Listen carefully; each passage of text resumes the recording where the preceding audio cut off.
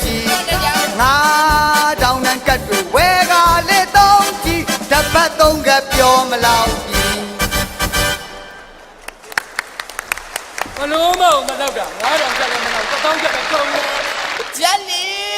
အခုဆိုရင်ဖုန်းနဲ့လူတိုင်းစီမကိုင်နိုင်ဘူးလားကိုင်နိုင်တယ်အဲ့ဒီလိုကိုင်နိုင်တဲ့နေရာမှာအဲ့ဒီစကားတွေမပြောပါနဲ့အခုဆိုအစိုးရဖုန်းတွေကိုအရေးကြချပေးနေပြီငတော့အရေးကြဆိုတဲ့အထိပ္ပယ်ကိုမင်းသိလားအဲ့ဒါအရာจิตတာကိုပြောတော့ကွာအရာရလားဟုတ်ကဲ့အဲ့ဒီစင်ကတ်တွေတသိန်းနဲ့စင်ကတ်တွေရော2သိန်းနဲ့စင်ကတ်တွေအကုန်လုံးအင်တာနက်တွေချိတ်ဆက်လို့ရနေပြီအဲ့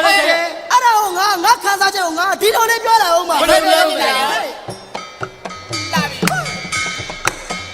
အင်တာနက်တွေဖြစ်တာလားသိကိုကောင်းတယ်ဗျာမှန်တာပေါ့ဖုန်းတိုင်းမှာလည်းအကုန်လုံးတဲ့တို့ပြည်သူများအတွက်ကောင်းပြီအကျိုးရှိအသုံးပြုပါတို့ပြည်သူများရာအမှန်ပေါ့ကိုကားဒီကားကြည်လားများသိကိုများတယ်ဗျာ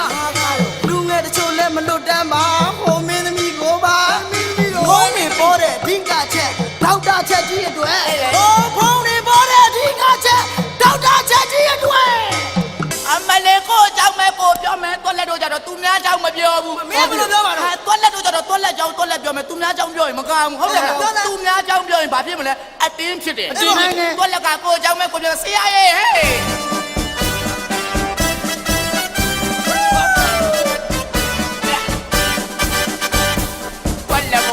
တိုးတက်သွားတာတော်တော်များများသည်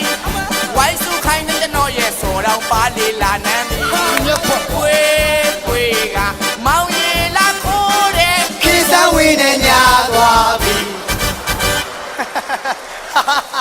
အဲ့ကောင်နဲ့တန်းစင်းနဲ့စာသားတွေကိုနားမလည်ဘူး